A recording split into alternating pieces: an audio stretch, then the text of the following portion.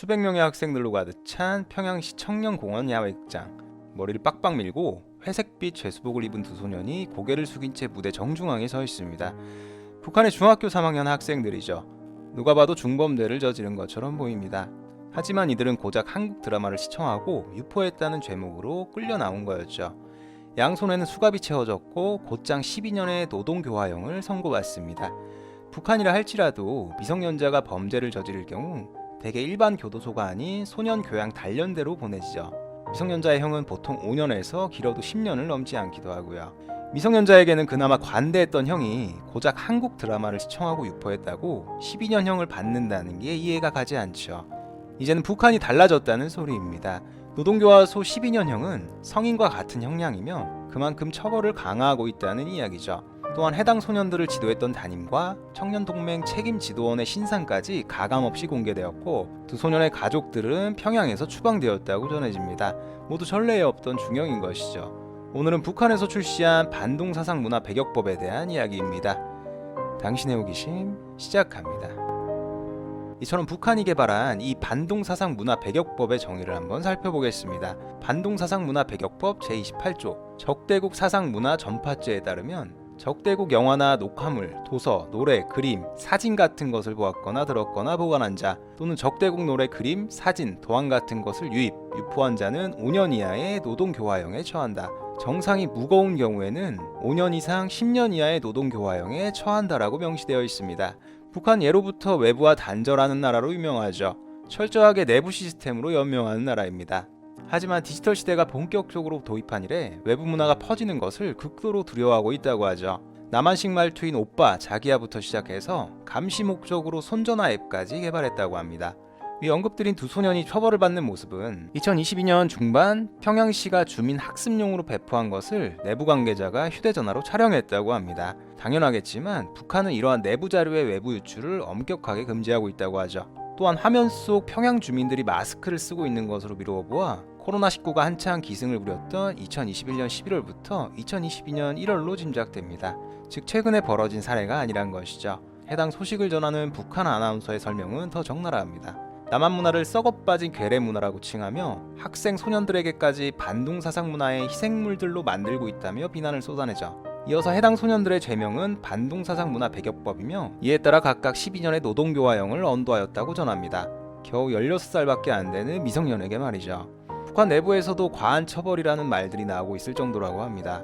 또한 해당 보도에는 반바지에 슬리퍼를 신은 여성, 갈색으로 머리를 염색한 여성을 차례로 비추며 이름과 주소 등을 공개하죠. 또 이들이 잘못을 뉘우치지 않는다고 대놓고 비난을 이어갑니다. 아나운서는 이를 두고 장단지가 휑하게 드러난 짧은 치마를 입고 끌신을 신은 채로 거리에 나선 차림새도 문제이지만 자기 이색적인 옷차림을 두고 수치를 전혀 느끼지 않는 그의 정신 상태는 더 한심하다고 비판합니다. 이들을 싸잡아 이들을 모두 썩어빠진 괴뢰문화 오염자들이라고 칭하죠. 탈북민 최초로 일본 동경대 박사학위를 받은 최경희 샌드연구소 대표는 BBC에 북한이 핵무력 완성을 선언했고 스스로 핵보유 지휘국이라 주장하는 상황에서 미국과 한국 등 외부의 적을 내부의 적, 즉 한국 문화를 유포하는 반동분자에게로 돌릴 필요성이 제기된 것이라고 분석했습니다.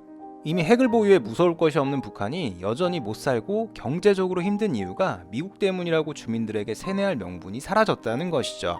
이는 북한에게 남조선은 곧 반동이라며 이는 김정은 혈통만 믿고 바라보는 유일 사상에 반하는 것이라고 강조했습니다. 즉 한국 드라마, 노래 등 외부 세계의 정보를 유포하는 행위 자체가 북한의 유일 사상 체계를 와해시키는 반동 사상이라는 설명이죠. 쉽게 말해 외부 문화가 북한에 물들면 북한이 강조하는 고립 체계가 위협적일 수 있다는 것입니다.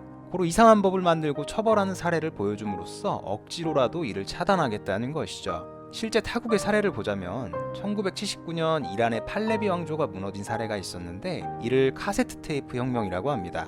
이는 반동 세력들이 팔레비 왕조의 적나라한 부정적인 내용들을 담은 카세트를 이란에 밀반입해 전파함으로써 무너진 사례입니다. 이렇게 유포된 내용을 들은 이란 국민들은 반동을 일으켰고 실제 팔레비 왕정은 무너지게 되죠.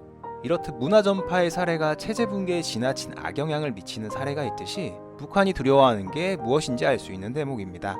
아울러 대륙간 탄도미사일 등 전략자산 현장에만 모습을 드러내던 김주애가 새해 첫날 닭공장을 방문하는 등 인민생활에까지 관여하는 모양새를 보이기도 했다며 북한이 김정은 세습체제를 공고히 하기 위해 주민들의 한국사회 동경을 더욱더 차단하고 중심을 강화할 것이라고 내다본다고 합니다. 그렇다면 북한에는 언제부터 외부 문화가 들어오기 시작한 걸까요? 이는 2000년대 초반으로 거슬러 올라갑니다.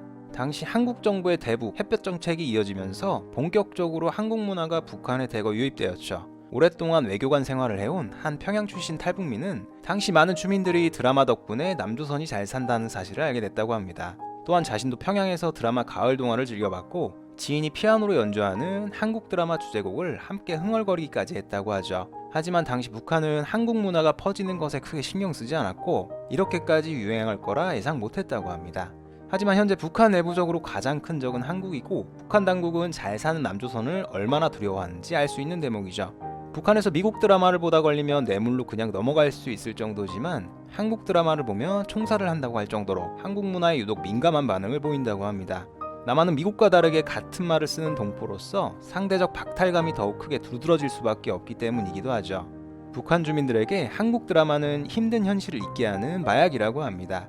지난해 11월 30일 북한 인권단체 국민통일방송과 데일리 NK가 북한 주민 50명을 전화로 인터뷰해 발표한 내용 중에는 실제 북한 주민 10명 중 9명 이상이 한국 드라마나 영화를 시청한 적이 있다는 조사 결과도 있다고 하죠. 조사 결과에는 50명 중 49명이 한국 드라마, 영화라고 했다고 합니다. 또한 북한 주민들이 이런 한국 콘텐츠들을 시청하고 한국 사회에 호기심이 생겼다고 답했으며 한국식 말투를 배우기 시작하고 한국어 스타일을 따라했다고도 밝혔죠. 이후에도 계속해서 중국을 통해 더 많은 한류가 퍼지자 북한 당국은 부랴부랴 지난 2022년 12월 반동사상 문화 배격법을 시작으로 2021년 8월 청년교양보장법, 2023년 1월 평양문화보호법 등을 연달아 발표하며 급한 불을 끄는 모양새를 보입니다.